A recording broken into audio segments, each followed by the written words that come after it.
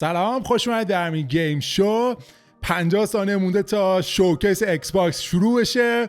برای اولین بار می‌خوایم با هم دیگه زنده نگاش کنیم و خب بعداً ویدیوشو براتون بذارم. نمیدونم حالا خوب بشه یا نه، ولی به هر حال این یه پری شو گذاشتن، یعنی قبل از شروع شو یه ساعت فکر کنم می‌خوام صحبت کنن و امیدوارم که خوب باشه. همونجور که بهتون گفتم انتظارات خیلی بالاست، از این انتظارات ماها بالاست. حالا میدونم فن بویای ایکس باکس هیچ انتظاری ندارن از هیچ چیزی کلا هر چیزی بهشون بدن اوکی هم باش، ولی انتظارات کل صنعت گیم بالاست. میخوان بدونن رقیب پلی استیشن میخواد چیکار کنه و من خیلی آرزو دارم که بهتر کنه پلی استیشن، اصلا از صحنه روزگار محوش کنه که پلی استیشن مجبور شه بیاد و جوابیه بده. سامر گیم فست شروع میشه. آره خلاصه امیدوارم که یه شو قوی با بهترین بازی‌ها. من گیمرم، من بازی خوب رو میپرستم، مهم نیست کجا باشه ولی بازی خوب. سلام. سلام به همه، من جف کیلی ام. و این ویژه برنامه ایکس باکس خوش اومدین. 1 ساعت قبل از شروع ایونت اصلی. Normally every year I love getting together with everyone around the world to watch all the E3 events, but this year of course given where the world's at we're doing things virtually. خب امسال دیگه اوضاع مدار عوض شد و کلا همه چی داره به صورت اینترنتی انجام میشه و اینا به خاطر کرونا و اینا. دیگه بچا خلاصه ترجمه میکنم، نمیتونم کلمه خود ترجمه کنم چون استاپش نمیخوام بکنم اصلا. آره و این ویدیو گیم واقعا یه نقطه آرامش بود برای هممون. امروز میخوایم گیمینگ رو جشن بگیریم. A big year for games and that new consoles are launching and today is all about Xbox. امسال سال بزرگی برای گیمینگ و امروز روز بزرگی برای ایکس باکس که قراره امروز خبر از هاردور نیست، سخت افزار و بیشتر درباره بازی هاست. خوبه. And we also have some world premieres and some great new game stuff to show you guys as well. The Xbox started last year at the Game Awards when we revealed the Xbox Series X hardware on stage. I certainly miss memories of thousands of people together and the excitement of shocking the world with that announcement last year. واقعا دلم تنگ شد برای اون هیجانی که اون شب ایکس باکس سریز اکس یه دفعه چیز شد، معرفی شد و همه موندن که چی شده. راست میگه، منم مثلا موندم، بیشتر اینجوری جا خوردم. And today is all about a game that was sort of mentioned in that teaser, Halo Infinite. و میگه امروز خیلی در رابطه با هیلو میخوان صحبت کنن، یه بخشی از کمپینش رو میخوان نشون بدن، بخش تک نفرشو. فقط امیدوارم فقط هیلو نباشه. And Xbox has already said we're not going to hear a lot about hardware today. We don't expect to hear. میگه ایکس باکس به ما گفته که قرار نیست نه چیزی درباره قیمت بدونیم، نه چیزی درباره ریلیز زمان انتشارش، فقط درباره بازیه و بیشتر متمرکز رو بازی‌های فرست پارتیشون، یعنی بازی‌هایی که انحصاری پی سی و ایکس باکس و ایکس کلاوده. یعنی برای پلی استیشن نمیاد این بازی‌ها. یا نینتندو حالا مثلا. We've got some world premieres for you and we've got a lot of guests, so let's get ready for the countdown here. 58 minutes away from the show. 58 دقیقه تا شروع. خب بس که الان مثلا چیزای برای اولین بار میخوام نشون بدم. From Xbox. So first up joining me is my good buddy Jacksepticeye. Jack, welcome to the show. Hi. It's good to be here. Thankfully, it's a reasonable hour early in the morning in Los Angeles. Jacksepticeye, what am I to you? Lauren Side here. Lauren, how are you? Lauren, good. How are you? I'm doing fantastic. Good to see you as well. Jacksepticeye, I'm a fan of Xbox. Who got to go up to Microsoft and check out the Xbox Series X hardware before lockdown. Austin Evans. Austin. این fanboy. Thanks for having me, man. Yeah, great to have all شاه fanboy. نه شاهشون این وزیرشونه. شاهشون رایان مکافری مسئول IGN. You know, they had an event back in May that people خب حالا میخوان درباره ایونت همون می اینساید ایکس باکس که همون نامید کرد صحبت کنن. و اون چیزی که ما اونجا انتظار داشتیم حالا امروز میخوان به اون بدن. مسکه شما چی میخوان ببینین از این؟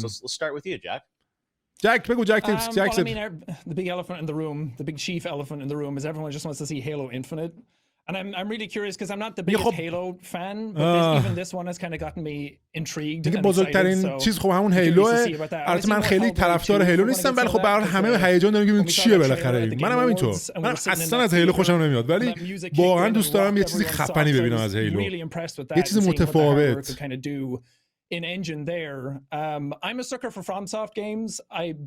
My heart's going to be broken when we don't see. درباره الدن رینگ هم صحبت کرد. گفت من عاشق بازی فرام سافت برم. امیدوارم یه چیزی هم از الدن رینگ ببینیم. یعنی بازی در حین اجرا رو ببینیم. World premiere. این تا زمانی که هی از این کلمه ورد پریمیر به دیدی که اول شوهای ایکس باکس ورد پریمیر اکسکلوسیو. ورد پریمیر یعنی اولین نمایش. ورد اکسکلوسیو یعنی اولین ورد پریمیر اکسکلوسیو یعنی اولین نمایش انحصاری. ورد اکسکلوسیو یعنی بازی انحصاری. نه چیزای ایکس باکسیه دیگه. خب تو چی دوست داری ببینی؟ So I feel like Halo was like my first introduction into like first-person shooter games and why I should not play them because I'm horrible at them. But that was like my first. It holds. میگه هیلو اولین بازی فرست پرسون شوتری بود که من تو عمرم بازی کردم و بهم فهموند که من نباید فرست پرسون بازی کنم چون من اصلا خوب نیستم. So the medium I really want to see more about. ولی برای بازی‌های ترسناکشون خیلی هیجان دارم به خصوص میدیم یه بازی که ترسناک و سایلنت هیلی و دو چیزاست و ایورواilد بازی ری رو میگه اون بازی بود که مش گوزن این چیزا بودن میگه دوتا رو دوست دارم ببینم که جفتشون یه جورایی اسرارآمیز بودن و دوست دارم ببینمشون. Lots of other games across the studios. Everwild that they teased last year at EXO from Rare looked really interesting. I agree. Hopefully we'll get to see something on that. Tim Schafer's got Psychonauts. Tim Schafer Psychonauts 2 رو داره. Hopefully there'll be an update on that one. And تو یه آپدیت هم از اون ببینیم. So many studios, so many games across the portfolio that I think we'll get hopefully some new game announcements and also some updates on those. امیدوارم یه سری بازی جدید هم ببینیم. Austin, you are one of the few people I think in the world that got to check out. Austin تو که از معدود کسایی هستی که تونستی سریز ایکس رو دستت بگیری. این تنها کسی بود که رفت توی بیس مایکروسافت و اونجا بررسیش کرد. What do you want to see at Xbox? یه سودی بهش رسیده بالاخره فنبوی بازیاش. So, I mean, I love the nerdy details, right? I want to see the 120 FPS and the HDR and all the ray tracing. میگه من خیلی دوست دارم HDR رو ببینم، 120 فریم رو ببینم.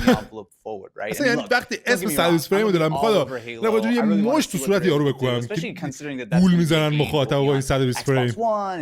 1% جامعه گیمینگ کل دنیا میتونن از اون 120 فریم استفاده کنن و اینقدر روش مانور میدن. I mean that's sort of been really you look back at the Xbox One generation for me. I have definitely spent more time playing for the Forza games as well as the Horizon games more than anything else, right? So that's من طرفدار فورزا هم و خب هیجان دارم که فورزا و اینا ببینم. منم همینطور. من خیلی هیجان دارم فورزا رو ببینم. احتمالاً ولی فورزا هورایزون نیست. فورزا موتور اسپورت. میگه انتظار دارم که یه سری بازی‌ها برای چند سال آینده باشن ولی خب اونها هم یه تیزی به اون نشون بدن، یه کوچولو به اون نشون بدن. درست میگه. I know the specs, I know all the kind of the basic stuff, but what I really want to do is kind of see how all of that comes together and brings what this next. ما تمام جزئیات سخت افزارش میدونیم ولی مهم اینه که ببینیم حالا اینا که دور هم جمع میشه چی خروجی میده. مهم دقیقاً همینه. 12 ترافلاپس 25 ترافلاپس هر چیزی چقدر خروجی داره. Xbox that Phil Spencer has expressed is a little bit different than PlayStation. That they're saying that all these games are going to show you today conceivably will still work on your current Xbox, will work on PC and اینکه فلسفه فیل اسپنسر و ایکس باکس نسبت به پلی استیشن متفاوته. اینکه تمام بازیایی که امروز قرار ببینیم قرار روی ایکس باکس وان قبلی هم اجرا بشه. این تفاوت فلسفه چیه؟ این تفاوت فلسفه آیا باعث نمیشه که شما انگیزه نداشته باشین برای اینکه برید یه سیستم جدید بخرید؟ میگه چرا میخواد برید سریز ایکس بخرید حالا وقتی روی اونام اجرا میشه. Yeah, I think for me, what I like most about the Xbox that kind of sits in my house is like we always get Sony with their exclusives, and I would love to see some really cool exclusives come out of Microsoft today. It's the thing that people keep talking about all the time. But I love the kind of home entertainment aspect of my Xbox. I love the kind of UI and the speed of the system and kind of sitting down. I use it for everything. I only use my PlayStation for gaming, but I really use my Xbox for almost everything. I watch Netflix on it. I watch movies and I play my 4K. میگه درسته. خب پلی استیشن همیشه اکسکلوسیواش بوده و یعنی بازی انحصارش بوده و So I'm really curious to see how they evolve. ولی خب من ایکس باکس علاوه بر بازی کردن برای چیزای مولتی مدیاش هم مثلا باهاش نتفلیکس نگاه میکنم، فیلم نگاه میکنم اون چیزا، چون حالا مثلا درایو اچ دی بلوری داره، خب میتونم باهاش فیلمای اچ دی نگاه کنم. و قضیه بکورد کامپتیبیلیتی رو داره میگه اینکه بازی قدیمی روش اجرا میشن و دوست دارم ببینم این بکورد کامپتیبیلیتی ایکس باکس تا کجا میتونه جلو بره، چه بازی‌ها رو میتونه اجرا کنه، چه بازی‌ها رو میتونه بهتر کنه. And I don't want to buy a new game, but Game Pass is a good way of kind of trying it out and testing it and just downloading it there and playing. و خوبیش اینه که مثلا خیلی وقتا این بازی‌های بکورد کامپتیبیلیتی روی گیم پس میاد. یا کلا بازی‌ها روی گیم پس میاد. برای همین مثلا یه بازی رو من شاید نخوام بخرم ولی میتونم یه امتحانش کنم اگه خوشم اومد حالا مثلا یعنی گیم پس. Yeah, no, I think that as you said, the Game Pass is another big part of it. That a lot of these games now come out as part of Game Pass. I think Microsoft has said kind of all their first-party titles are in Game Pass. آره خب همه بازی انحصارشون روی گیم پس و این چیز خوبی و اینا. To play everything. Austin, I wanted to ask you about the specs and the frame rates and all that stuff. سیستم سخت افزاری دستگاه برام بگو. تو توی اون دنیای تکنولوژی و این چیزا هستی. Like, what do you think? What does that all mean to the gamers? Like, how do you think the games are going to be different, or what are the things we should look for? چه تغییراتی قراره توی گیم ها ایجاد بشه؟ چیزایی مثل ری تریسینگ، چه پرش‌های بزرگی قراره ببینیم؟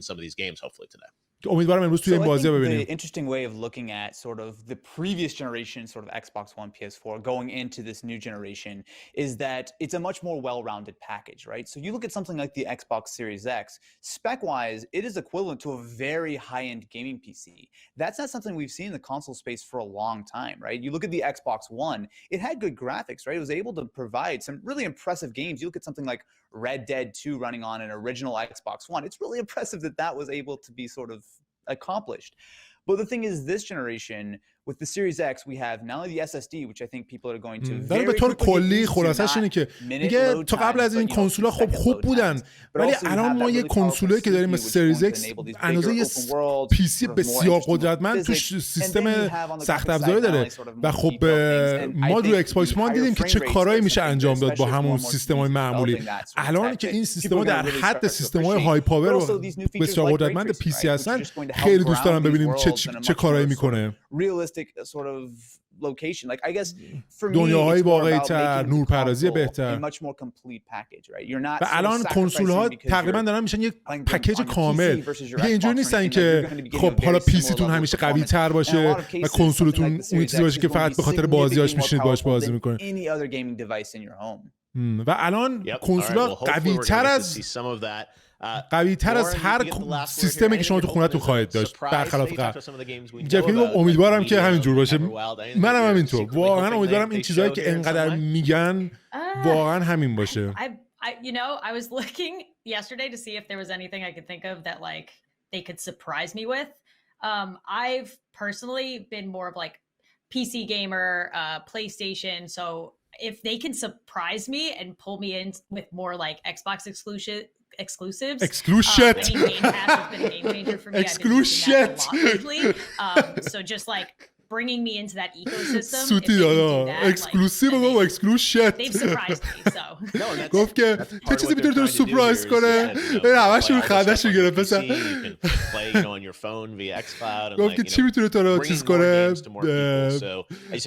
سورپرایز کنه غافلگیرت کنه. گفت که خب من معمولا یه پی سی گیمر بودم و پلی استیشن ولی خب اینکه بتونم با یه چیزی منو با اکسکلوسیو هاشون با بازی انحصارشون منو چیز کنن منو هیجان زده کنن خیلی مهمه. Later we'll all be watching live and we do have some special world premieres throughout this show. We've got a number we've got over چند تا بازی هم میخوان در حین این نشون بدم. You guys over the next 45 minutes here to give you a little preview of some stuff that will be coming to Xbox and we're going to start right now with this world premiere announcement. World premiere اولین نمایش بازی. شروع شد. خب اشکال نداره. تیری بهشون دیگه. اینا قراره بازی که برای اسکوئرنیکس دراگون کوست برای ایکس باکس عجب حرکتی زدم. این بازی بچه‌ها انحصاری پلی استیشن بود بعد برای سویچ اومد و حالا برای ایکس باکس. خیلی حتی تو ایران چیزا طرفدار نداره، ولی این به خصوص تو کشور ژاپن و چین از فاینال فانتزی بزرگتر و مهمتره. اینم کارگردانش. سلام، من یوجی هوری هستم، دیزاینر این بازی. من الان 34 ساله که دارم روی دراگون کوست کار میکنم و اولین بازی این سری رو خودم ساختم و حالا آخرین شماره یعنی دراگون کوست 12 میاد به ایکس باکس. رو گیم پس. خب پس مفتی برین بشینین 200 ساعت بازی کنید حالشو ببرید.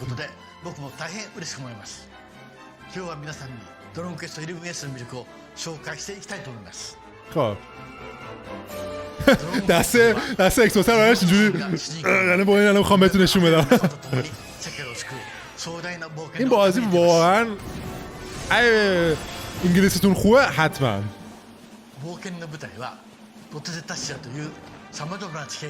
بله من اینو تا وسطاش رفتم دیگه وقت نشد ادامهش بدم، خیلی طولانیه.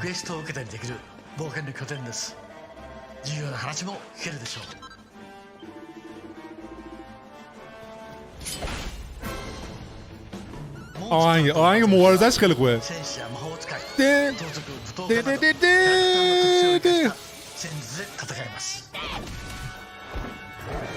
از سیستم مبارزاتش خوشم نمیاد، خداییش اعصاب خورد کنه. کاش سیستم مبارزاتیش مثل فاینال فانتزی 7 ریمیک بود، اصلا یه چیز دیگه میشد. ولی خب این یه بازی کلاسیکه دیگه، یعنی ژاپنی‌ها عاشق این بازی. حتی این دو حالت داره. پس این حالت رو برای ایکس باکس هم گذاشتن. روی پلی استیشن این حالت نیست، فقط روی نینتندو سویچ بود این حالته و حالا ایکس باکس هم میتونه با این حالت بازی کنه. حالا آخه میدونی گیمرها ایکس باکس خیلی دور و بر این بازی‌ها نیستن، چون اگه دور و بر این بازی‌ها باشن الان پلی استیشن و سویچ دارن. میدونی یعنی در حد اینه که باور کن خیلی هاشون فقط میرن تو یه نگاهش میکنن میگن این چه آشغالی میان بیرون. این واقعیتی. حالا میخوام چون آخه مگه میشه یه کسی طرفدار دراگون کوست باشه پلی استیشن و نینتندو سویچ نخره؟ این بازی 3 سال پیش برای پلی استیشن اومده، پارسال برای نینتندو سویچ اومد و امسال هم حالا داره به تازه بعداً میخواد برای ایکس برای اولین بار واقعا اتفاق بزرگی، ولی خب به نظرم هیچ سودی نداره، همه بازیش کردن. today on the pre-show, so take a look. خب یه بازی جدید. دمت گرم. جف کیلی پس همیشه حال میده خداییش. یه بازی جدید. تویستد.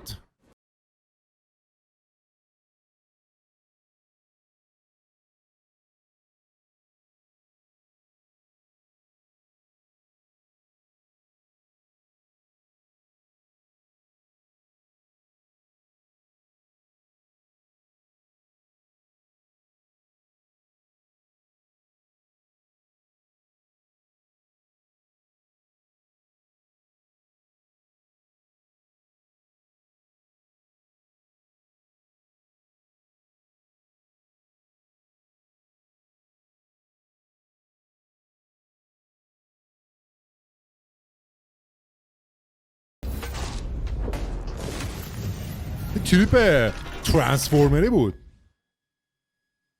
2021. الان نمیخواد بیاد، یه سال دیگه. All right, that's Exomecha, a brand new free-to-play game coming in late 2021, and that's a first look at that. We do have more new games and some cool stuff. We've got something very cool to wrap up the pre-show as our last premiere that I'm really excited to share with you guys. So stick around, and of course, at the top of the hour, we're going to get a look at a lot of the first-party games from Microsoft, including the world gameplay debut of Halo Infinite. کلی چیز از مایکروسافت بخوایم ببینیم، انحصار مایکروسافت بعد از این یک ساعت. What we're hoping, all our hopes and dreams for Xbox today.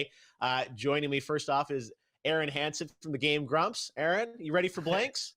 Oh, dude, you're way ahead of me, brother. I was all blinked up, and you just brought the heat, man. You've been waiting all summer for this moment. Will the time sweeper return? All right, good to have you with us, Aaron. خونه واقعیشه یا عکسه؟ Danny O'Dwyer from No Clip. Hey, Danny, how you doing? Hey, Danny O'Dwyer. How you doing, man? I'm just really happy to این همونه که خیلی مستندای خفن گیمینگ میسازه. Was it a month since we talked on PlayStation? You know, forget all these all these new studios and all these new games that all their acquisitions are going to do, it's all about the blinks. But bring back the time sweeper, right? That's clearly the closer of the show, right? You must know something. And finally, we've got Alana Pierce joining us. Hey, Alana Pierce. Hey, how you doing? Salam. I'm doing great. All right, you're all chipper. We're ready to go. This is Xbox Day. Going to be hopefully some excitement for all of us with what Xbox has in store. So we joked about blinks. این دوست عزیزمون معتقده که لاست آف اس نمرش 5 باید باشه. 5 یا 7 در بهترین حال. I'm going to open with the same question I had for the last panel. عجیب نیست که توی یه ایونت ایکس باکس حضور داره الان. What do you want to see from Xbox in this next hour? حالا ببینید شما چی دوست دارید توی یک ساعت آینده از ایکس باکس ببینید. They've got a lot of great stuff and charting the future of gaming.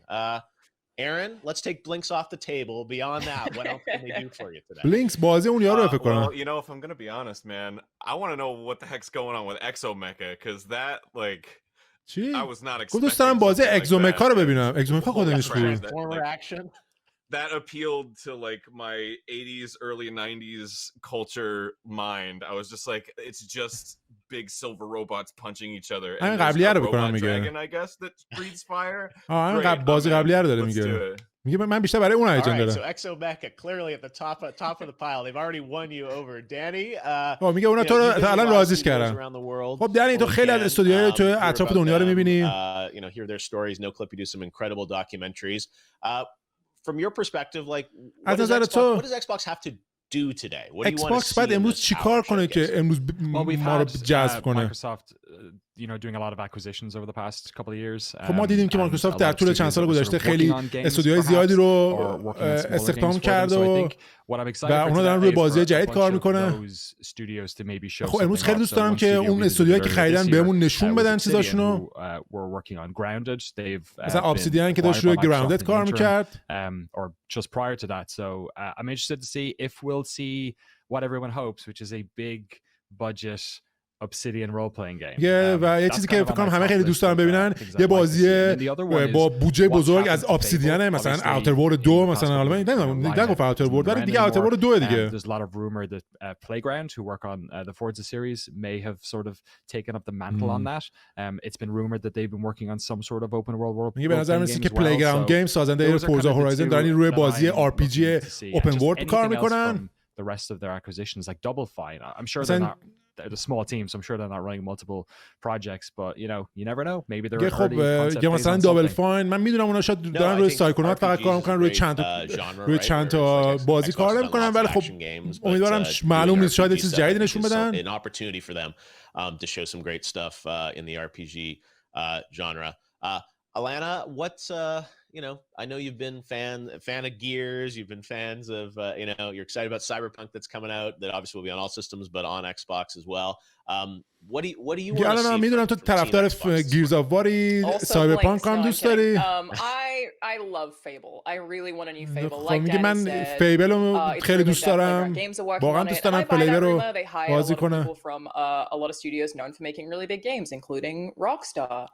میگه شنیدم یه سری افرادی رو از گوریلا گیمز و راکستار آوردن که افرادی که روی بازی بزرگ کار کردن برای همین به نظر میاد که دارن روی بازی مثل فیبل کار میکنن. Like the humor captured in the original Fable game I just love so much, and obviously Peter Molyneux would no longer be attached, so that changes things, but ببینید خودش اینا هم میدونه این گفت البته پیتر مولینیو نیست دیگه توی این بازی برای من خیلی چیزا تغییر میکنه و به نظر من اون بازی اصلا معنی نخواهد داشت به عنوان فیبل. امیدوارم مثلا یه چیز دیگه باشه یه بازی برای خودشون مثلا نه با فیبل. اینو خودم گفتم بخش دومشو ولی خب امیدوارم بدونم ایکس کلاود چیکار میکنه اونجایی که از خودم میگم و بهتون میگم.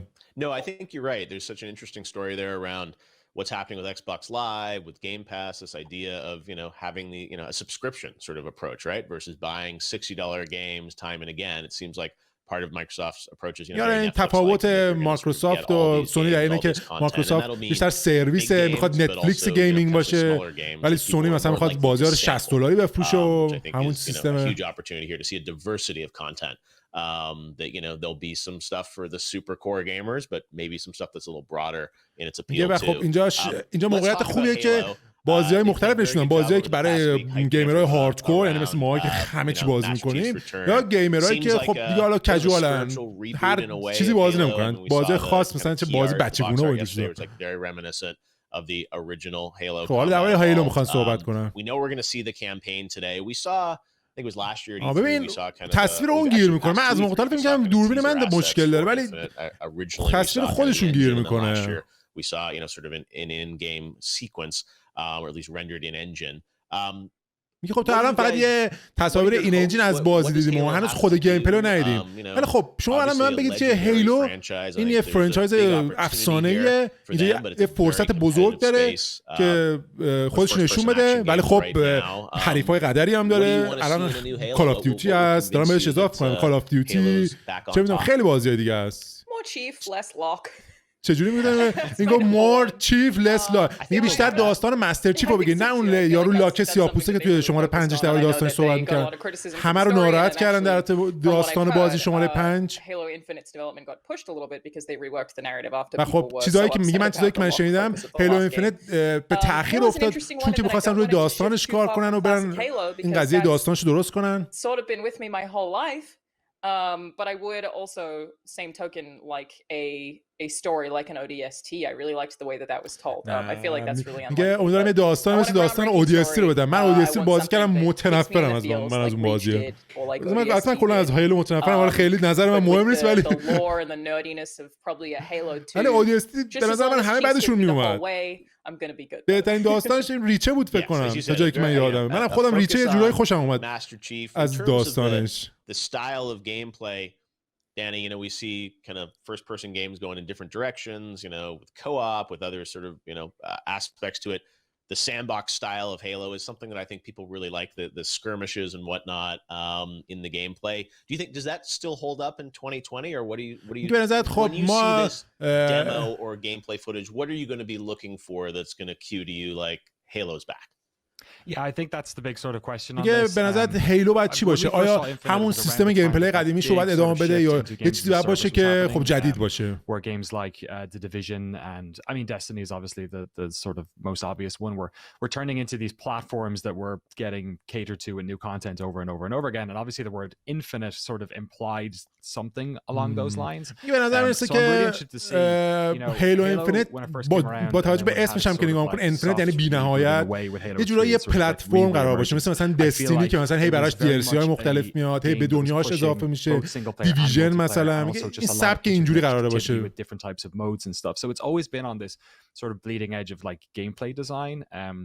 And the other side of it that I'm really interested in is just how the Slipspace engine works, because they've had یکی از چیزایی که برای من هیجان انگیزه که ببینم موتور جدیدشون چجوری کار میکنه. اسلیپ انجین گفت we always look at the Forzas as the beautiful showcases for new hardware, but I think in the same way whatever we see from that gameplay is going to give us a real indication of just how میگه خب ما معمولا میگه فورزا رو وقتی میبینیم میگیم چه گرافیکی داره و فورزا گرافیک بازی رو نشون میده، گرافیک کنسول نشون میده، ولی خب میگه الان چیزی که ما قرار از هیلو ببینیم احتمالاً نشون میده به ما که چه انتظاری میتونیم از سخت افزار این کنسولش. دقیقاً وقتی میگه قوی ترین کنسول جهان باید پرچمدار نشون بده اون قوی بودن رو.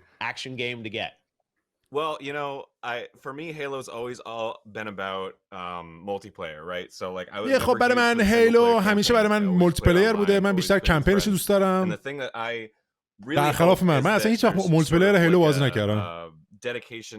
من فقط سینگل پلیش بازی کردم، برای همین خوشم نمیاد ازش. I feel like every game nowadays is like heroes this, heroes that. And I love Overwatch, but if we're playing Halo, I want to go back to deathmatch. I want to go back to capture the flag. King of the آدمایی هستن که باعث نابودی هیلو میشن. میگه نه من اصلا نمیخوام هیلو عوض شه، بعد گرافیکش بهتر به مدرنایز بشه، یکم حس جدیدتر داشته باشه، ولی مثل اوورواچ و اینا هیرویی نشه و همون هیلو باشه، بعد گرافیکش ببرم. حالا دیگه بگو دیگه راحت. Yeah, there we go. Also, I did like Halo 5 multiplayer. I was actually okay with that. I am just more scared about kind of what you said, Danny, that they're going to Destiny-ify the single-player campaign, which is a very unprofitable thing to do. من چیزی که ازش من با مولتیپلیر هیلو 5 مشکل نداشتم. میگه من فقط میترسم که اینفینیت رو بکننش مثل دستینی. یعنی به خصوص بخش داستانش رو بکنن مثل دستینی که کوآپ برین جلو اونجور چیزا. همین کارو میخوام. من معتقدم همین کارو میخوام بکنن. فراتر از اون نمیتونن کاری انجام بدن. We see lots of footage, but then we have all these questions afterwards about like, well, what is this? What are we actually seeing? Is that co-op? Is that single player? So we will have Aaron Greenberg from Xbox is going to join us afterwards to break down some of what we see and hopefully we'll get some information in the show as well. آرام گرینبرگ مسئول تبلیغات Xbox میاد و برامون توضیح بده چیزایی که دیدیم. Here at the top of the hour, we are about 30 minutes away from the live Xbox game showcase. Xbox Live Game Show. We don't know where it's going to start or where it's going to end, but the one thing we do know is that Halo Infinite is going to be there. ما نمیدونیم چی هست نیست ولی میدونیم که هیلو اینفینیت قطعاً هست. و امیدوارم بیشتر از هیلو باشه. حداقل باید 3 تا بازی نشون بده که بگیم واو. و اون 3 تا بازی نه فورزا و گیرز و هیلو باشن. یه بازی جدید حداقل باید توش باشه. او یه نگاه جدید به واچ داگ لیژن. این بازی اصلا من شدید منتظرشم. واچ داگ لیژن شدید. خانم آقایون لندن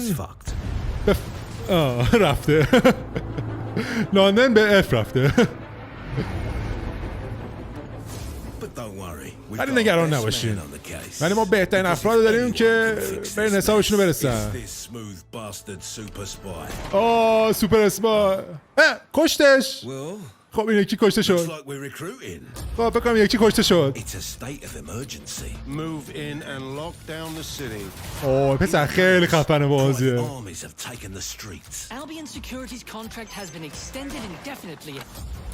خیلی هایپم برای این. واقعا چیزایی که دیدم ازش عاشقش شدم. این رئیس گروه تبهکاراست.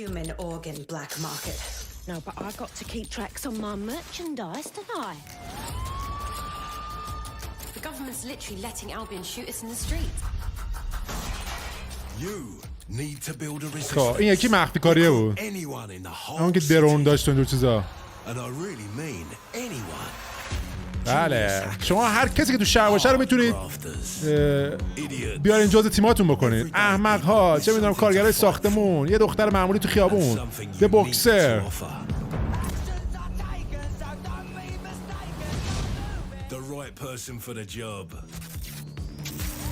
بعد آدم درست رو برای اون شغل انتخاب، برای اون کار انتخاب کنید. با پسر ماشین 207 ایوه شرپ یه مقاومت نیاز داره و این قضیه با شما شروع میشه. باشه هستم. رزیستنس خوش اومدی به محور مقاومت. این بازی رو باید 60 فریم بازیش کنیم خداییش.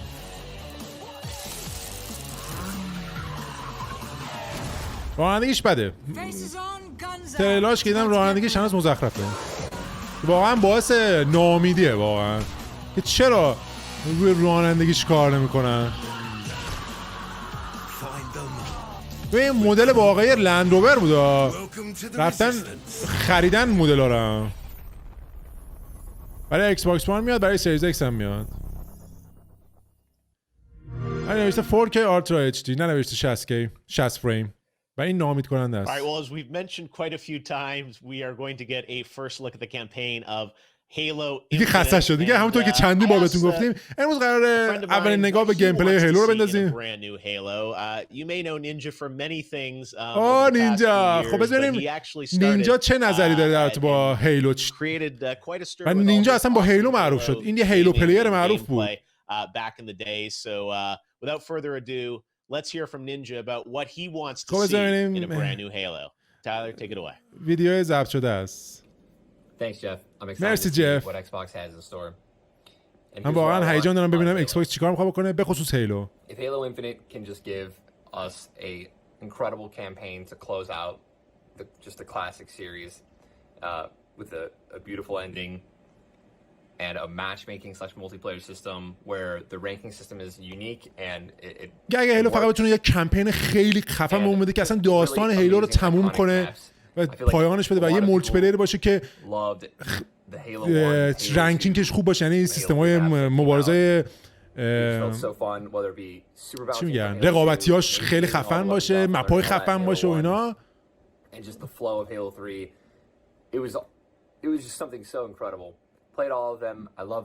من همه هیلوها رو بازی کردم. اگه هیلو اینفینیت فقط بتونه این چیزایی که بهتون گفتم و این چیزا رو بتونه انجام بده. عکس فاینال فانتزی 7 پشتشه. یعنی این معنایی داره عکس فاینال فانتزی 7 ریمیک گذاشته پشت مانیتورش؟ قضیه چیه؟ Awesome. Well, we'll see how much of that comes true. حالا باید ببینیم که واقعا منم امیدوارم Ninja for joining us. یه چیز خفنی باشه. Now it is time to get to another world premiere, a net new game that you haven't heard about. من حالا دارم This one comes from آب my بیشتر از حالت عادی میخورم، نمیدونم چرا. Ontario, Canada. حالا که دارم ویدیو ضبط میکنم یهو تشنم شده الان. همش دارم آب میخورم. Brand new game from a smaller studio that you haven't heard about but I think looks pretty cool. Check out this world premiere. خب برای اولین نمایش بازی.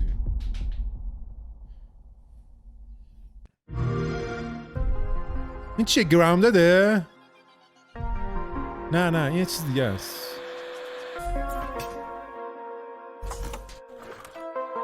اوه چه قشنگ. این چه بازیه؟ کاکیومبر پرزنتس، یعنی خیار تقدیم میکنن. کاکیومبر یعنی خیار. اسم استودیو خیاره. ماسخیار وارد میشود. سیستم مبارزاتیش خراب کرد قضیه رو. سیستم مبارزاتیش نوبتیه، من دوست ندارم نوبتی. یه تریپای زلدایی داشت ولی خرابش کرد. باید بازی کنیم. خرابش کرد که نمیشه گفت. به نظر میاد که یه حالت ماجراجویی داره و خب ولی سیستم مبارزاتیش خوشم نمیاد. نوبتی. ولی عجب طراحیایی داره پسر. اکو جنریشن 2021 هم میاد لعنتی. استودیو خیار، همیشه یادم میمونه استودیو خیار. Definitely some Stranger Things vibes to that one.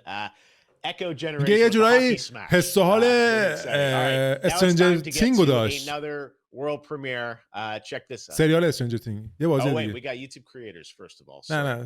I get so excited. I think there are more world premieres coming. We do have more coming. Don't worry. But right now, actually, we're going to hear زنده است. ضبط شده نیست. Around the world to hear what they're looking forward to from Xbox. Hopefully at the top of the hour. So let's check this out. Hey, what's going on, guys? My name is Garu, and I'm a content creator on YouTube. And today, I'm so much excited for this Xbox event because with this, we are gonna get ourselves the brand new Halo stuff. And I used to play Halo back in 2011 and 2012. And I من خیلی طرفدار Xbox و هایلو و کلی هیلو 3 بازی کردم و صبر ندارم ببینم چیه و let's put this over there. And literally, we used to come back from school and we used to mess around with maps and all that stuff. And it just used to be a fun game in general. Can anyone forget about the skulls? Like we used to have to like go ahead and collect them. Like I could go in for hours on Halo, okay? من فقط یادم هیلو 3 رو خریدم روی ایکس 360. اینقدر ناامید شده بودم از بخش کمپینش که بعدش نمیدونم بعدش اومد دیگه. بعدش که کال آف دیوتی 4 مدرن وارفر اومد گفتم این یه شوتره که من دوست دارم. من اصلا همیشه از بازیایی که فضایی بیش از حد خوشم نمیومده. بازیایی که فضایی دور از تصور باشه.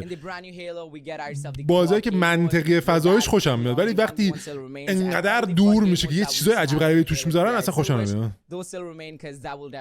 هیلو هم به طور کلی از چیش خیلی بدم میاد از دشمناش، به خصوص اون جونور کوچولوها که سرسته اینجوری میکنن. اصلا من اینو که دیدم گفتم این چه مزخرفیه دیگه واقعا، چه اینا اینجوریه.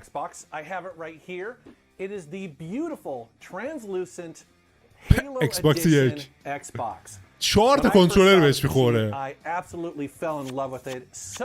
مثل یادش بخیر موقعی که پلی استیشن 2 داشتم اینو که می‌دیدم گفتم پسر چقدر گرافیکش بالاتر از پلی‌استیشن 2. این اول ایکس باکس که من داشتم همین شکلی بود.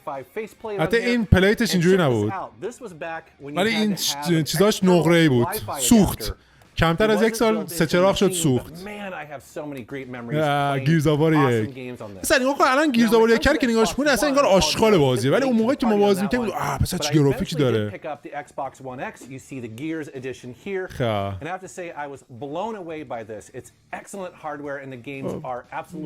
ظاهرش خوشگله و توش چیه خب میگه من وقتی اینو دیدم پوکیدم وقتی بازی نداره به چه درد بخوره. اون بازی پشتش ببینی استیل بتالیون ها اون عکس پشتی استیل بتالیون بود با آیفه سران بازی رو دوست داشتم توی یک کامیون توی یک تانکی بودین یه نسخه کینکت هم داشت از اصل خنده بود اون نسخه کینکتش.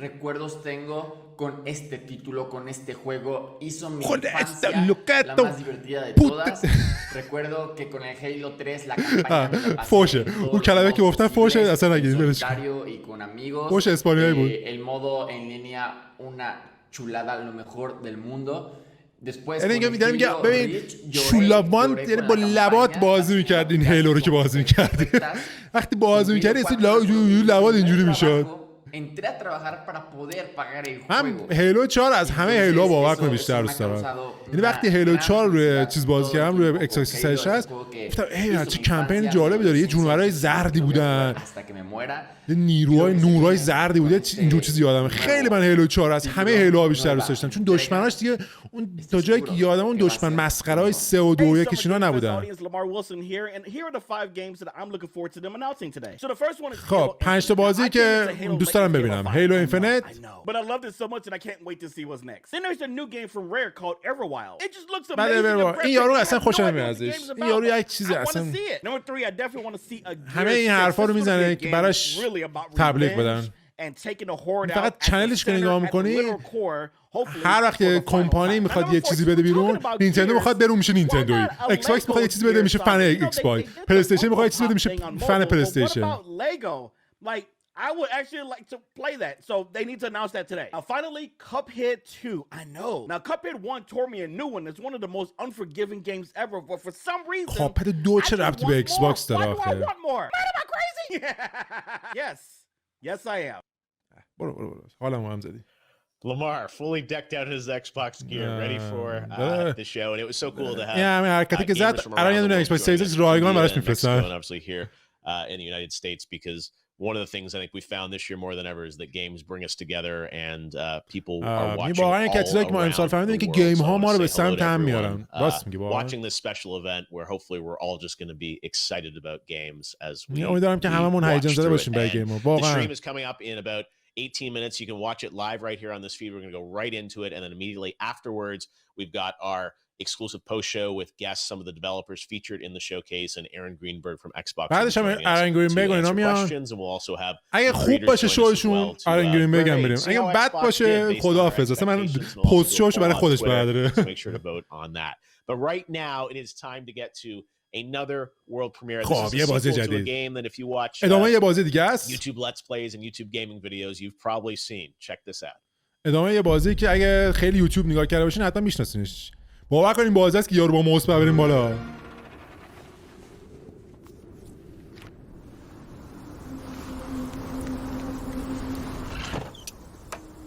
او فایرورک فایرواچ ادامه فایرواچه.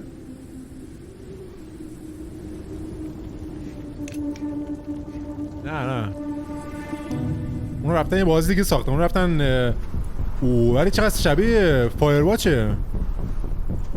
چه گرافیک هنری خوبی هم داره.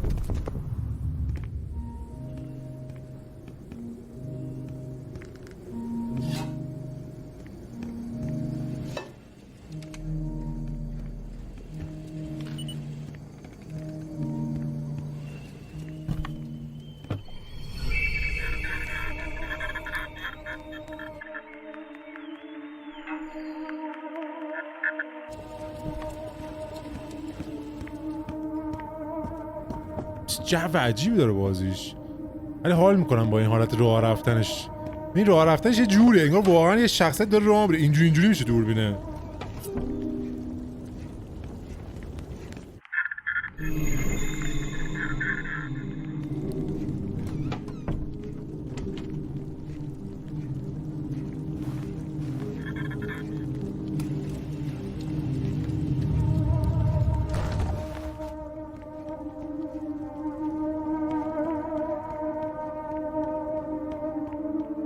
چیه قضیهش؟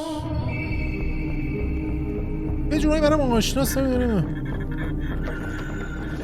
اوه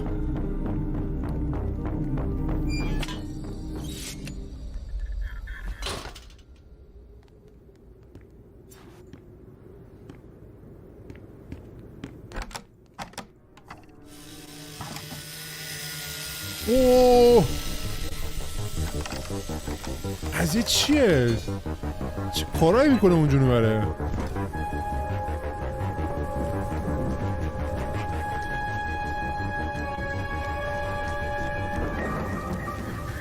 نه برم کن. هلو نیبر 2. ها من یکیشو بازی نکنم ولی فکر کنم این یه بازی مثل چیز مثل همسایه آزار بود. چی بود؟ نیبر نایت هیل بود. چی بود؟ There it is. Hello Neighbor 2.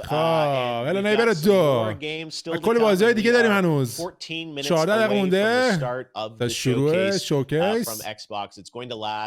Almost exactly 1 hour. اونم دقیقاً 1 ساعت طول میکشه. And then our post show afterwards. بعدش هم یه پست شو داریم. Now we're going to take a look at the ID at Xbox program. خب حالا می‌خوایم بریم به بازی‌های آیدی ایکس باکس نگاه کنیم. آیدی ایکس باکس بخش از ایکس باکس که روی بازی ایندیپندنت یا مستقل کار می‌کنه. One of the big things I wanted to do with Summer Game Fest was give everyone a chance to play more games at home and I want to خب سامر گیم فست هم داشتن یه چند وقت پیش همین هفته که بازی‌ها رو به صورت دمو در اختیارتون میذارن، میتونید بازی کنید. 90 تا بازی مثل که همین الان فکر کنم باشه. من ندارم ایکس باکس نمیدونم ولی اگه برید ببینید تو ایکس باکستون ببینید شاید باشه.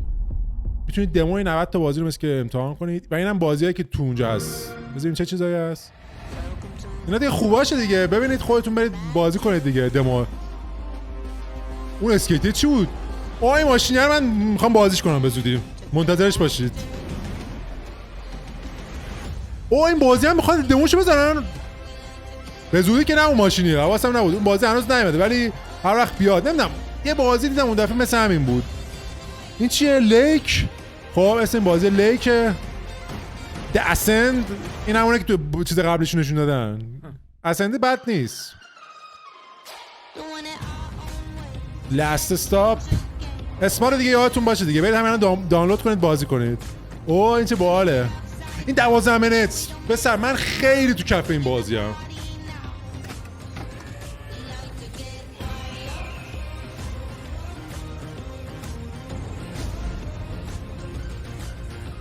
خدایش آدم بازی به این قشنگ یه هفته میتونید برید سرگرم باشید. هر کی نکنه واقعا مشکل داره به نظرم. ببین ادای گادافار در برا. ولی خوب ساختن. شردرز از این خوشم اومد. این جالبه.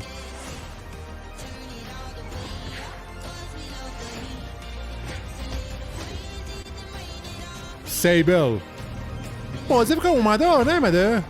اینا این دد استاتیک درایو این عجب بازیه پسر. اینا دیگه اومده بازیه ماشینیه. اشتباه دیدم. برم نگاه کنم. این ماشینه من میدونم اومده بود تا جایی که میدونم. ID at Xbox.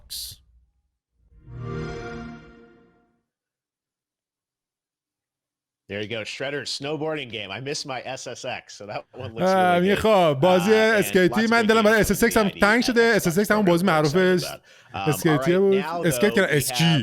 A pretty cool brand new game to show. حالا یه بازی خیلی خفن داریم الان. Legendary game creator. از طرف یک بازیساز افسانه میاد. و این کاری که میخواد با اون بکنه توی این مسیر بازیش واقعا خیلی خفنه. This is a bit of a longer piece, but it takes you into the world of a brand new game from a special creator in Japan. Please. کی از ژاپن؟ پسر کی بود؟ کی از ژاپن؟ سلام به همه فن‌های ایکس باکس. من یوجی ناکا هستم از اسکوئر انیکس. امروز می‌خوام یه داستان خیلی ویژه براتون بگم.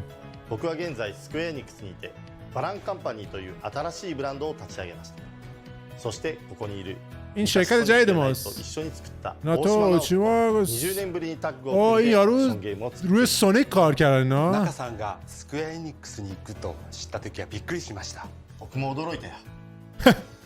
دیگه من خیلی غافلگیر شدم وقتی فهمیدم آقای ناکا میخوان بیان به اسکوئر انیکس. گفت منم خیلی خوشحالم. غافلگیر شدم. خودم نمیدونستم میخوام اونجا. ژاپنی بازیاش. گیمرهای ایکس باکس از این بازی‌ها خوششون نمیاد. من نمیدونم چه اینا نمیخوان اینو بفهمن. کسی تو ژاپن ایکس باکس نداره اصلا که بخواد بشینه بازی کنه اینا رو. ما این کارا میخوام گیمرهای ژاپنی رو جذب کنم. ولی نمیتونن. دو نسل ثابت شده که ژاپنی‌ها فقط پلی استیشن و نینتندو میخرن. اصلا گیمرهای ایکس باکس اینو بهش نشون دیگه این چه آشغالیه. اینو رو موبایل من میتونم بازی کنم. وقتی به فاینال فانتزی میگن آشغال به این نگن آشغال. 悩める12人のキャストたちの新章世界をあなたはさまざまなアクションを駆使して進んでいきます。アクションの一つ一つが衣装に割り当てられておりهمچین گفت یه آدم افسانه‌ای گفتم یا خدا حالا شیگیرو میاماتو رو آوردن والا همچی گفتم میاماتو رو آوردن ネガティブな気持ちにとらわれてしまったキャストたちの心をあなたの手で取り戻してあげてください。本作は24言語に対応予定です。Xbox One さらに Xbox シリーズ X もبازی آنلاین هم هست که با 24 تا زبون کار میکنه و どちらでも遊んでいただけるスマートデリバリーにも対応しています。スマートデリバリーصحبت میکنه。世界中の皆様に 4K の最高画質で本作の世界を隅々まで楽しんでいただけます。ワンダーワールドの世界で皆様をお待ちしています。ワンダーワールド。最後に今日は全世界初公開の映像も準備いたしましたのでどうぞご覧ください。It's show time. ゲームプレイしましょう。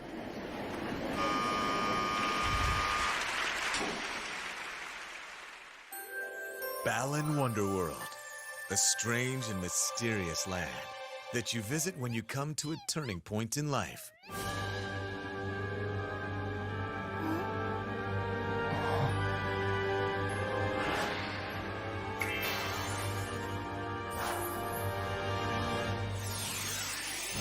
نه گیم پلی باشه خوبه.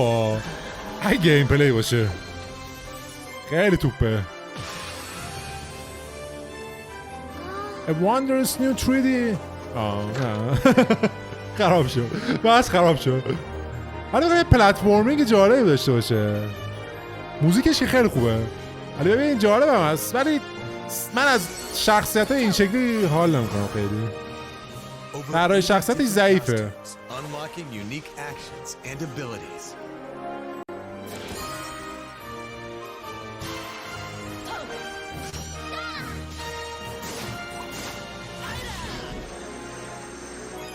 خودشم حرف میزدم در رابطه با بازی اصلا نفهمیدم سبکش چیه آنلاینه فقط توسط یه تو با 25 زبان مختلف میاد. All the action is here. تمام اکشن ها اینجا.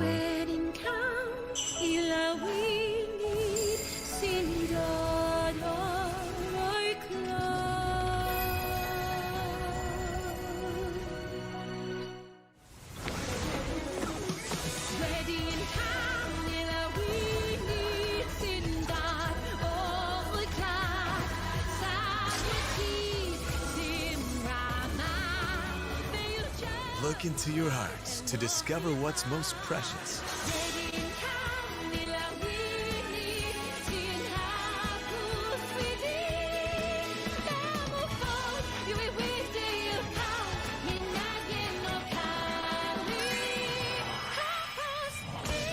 بالان واندرورلد دنیای شگفت‌انگیز بالان هر لحظه یک ماجراجویی. اصلا جالب نبود.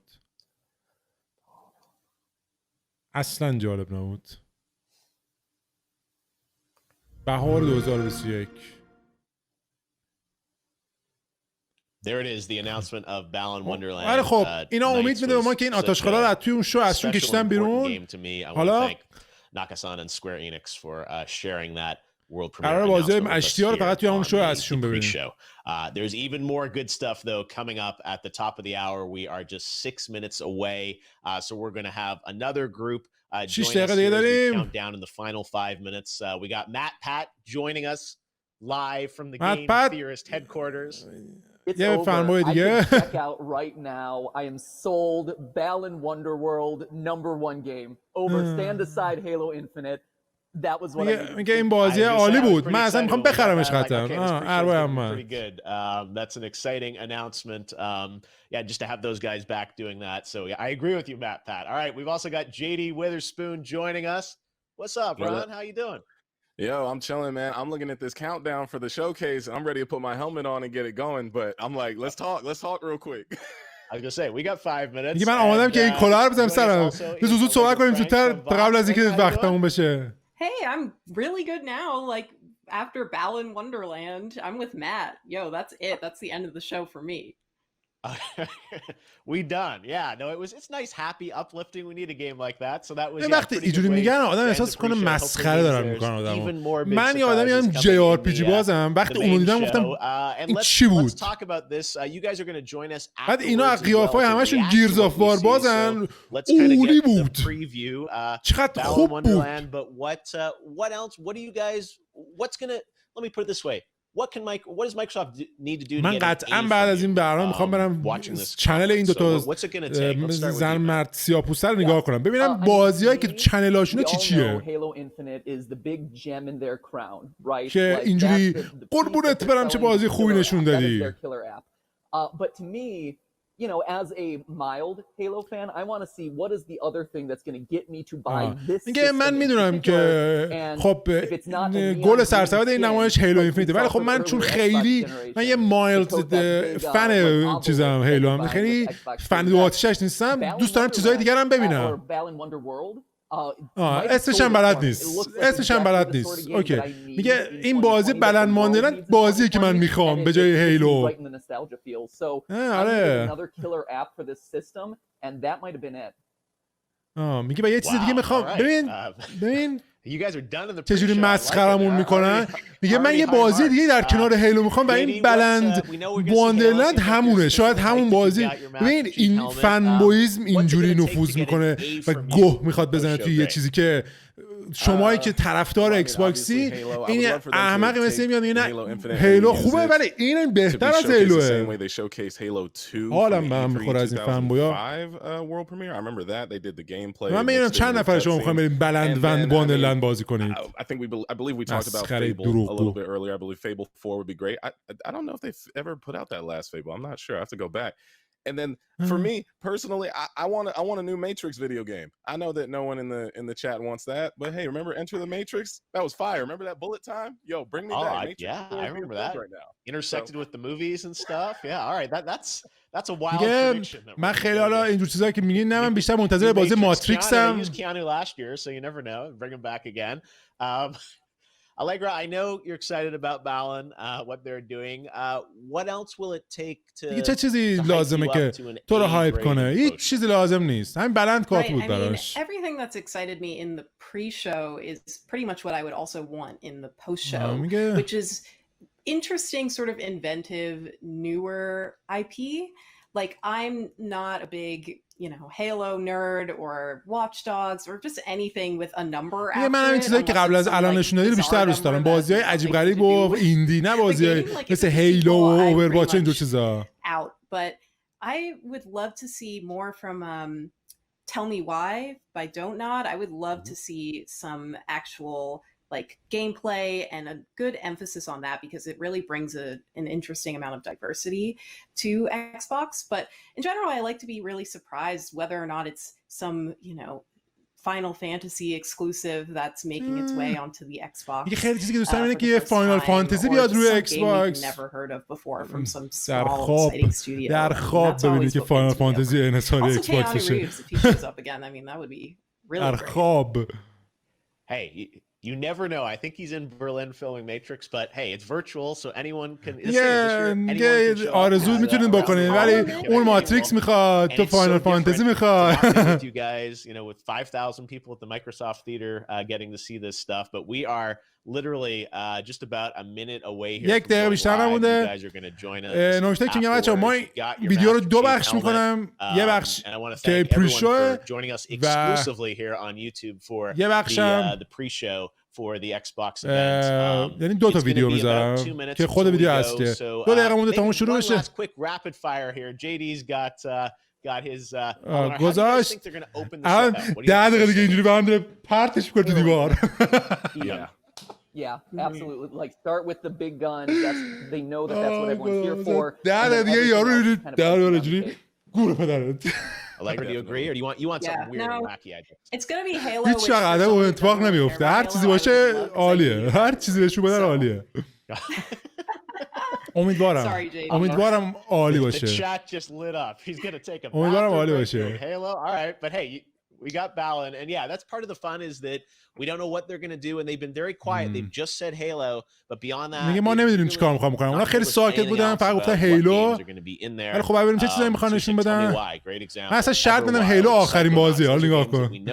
قشنگ از اولش می‌خوام پایینش بنویسه گیم پلی هیلو در راهه. کلا این نکته بهتون بگم، اینکه من دیدم منفی به این حس واقعی منه. اینکه یه سری فکر کنن نه تو فقط داری الکی میگی، نه واقعا حسم منفی نسبت بهش، ولی واقعا هم دوست دارم که خوب عمل کنه. خب بنابراین من به عنوان یک طرفدار پلی استیشن داشتم اینو نگاه میکنم. اینو درک کنید. اگر دوست دارید من اینجا بگم وای چقدر خوب که هیلو، نه من هیلو دوست ندارم، ولی خب دارم میگم که باید یه چیزی باشه که منو تحت تاثیر قرار بده. برو بریم. خب بچه‌ها این از پری شو که شو یعنی پیش نمایش قبل از شروع اصلی بود. یه لحظه استاپش کردم که خب این ویدیو رو ببندیم. خب یه سری بازی‌ها نشون دادن دیگه، ریاکشن هم دیدین که چی بود. بازی‌های بدی نبود. اون آخریه اونجوری که گندش کردن گنده نبود، واقعا نمیدونم چی اون گنده بود به هر حال، ولی به هر حال این پست شو بود و این نوید به من میگه که این بازی‌های بی‌معنی رو توی شو اصلیشون احتمالاً کشیدن بیرون و هر چیزی قراره ببینیم عالیه. دیگه بیشتر از این کش نمیدم. مرسی که این ویدیو رو تماشا کردین. لایک بزنید تا بریم برای ویدیو بعدی که بررسی واکنش و بررسی شو اصلی ایکس باکس. تا اون موقع خدافظ.